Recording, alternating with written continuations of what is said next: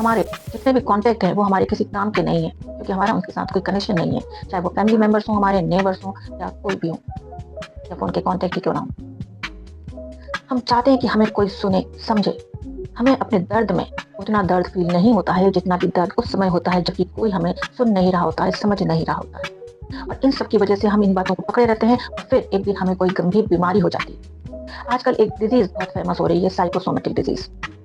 Psycho का मतलब होता है साइकोलॉजी से लिया गया ये वर्ड, और सोमा का मतलब होता है बॉडी। मतलब हमारी बॉडी ऐसे सिम्पटम्स शो करती है जो किसी न किसी डिज़ीज़ के होते हैं, और अगर हम उन सिम्पटम्स के आधार पर उस डिज़ीज़ का टेस्ट करवाएँ तो टेस्ट रिपोर्ट नेगेटिव आती है, लेकिन फिर भी हमारी बॉडी वो सारे के सारे सिम्पटम शो करती है। तो अब ना तो वो व्यक्ति पागल है, ना ही वो झूठ बोल रहा है, उसकी बॉडी में रियल में ये सब कुछ होता है। पूरी बॉडी उसकी दर्द करती है। आर्थराइटिस के टेस्ट आप जिनको भी हुआ होगा या पूरी बॉडी में कहीं न कहीं दर्द हो रहा होगा, पैरों में, नीज़ में, शोल्डर्स में, तो उन्होंने जो टेस्ट करवाए होंगे वो टेस्ट ज़्यादातर के नेगेटिव आते हैं। डॉक्टर्स बस दवाई दिए चले जाते हैं। आप अपनी टेस्ट रिपोर्ट उठा के देखिएगा, आपको जो दवाइयाँ दी जा रही हैं, वो उस डिज़ीज़ की है ही नहीं, और आपको भी कोई डिज़ीज़ है ही नहीं।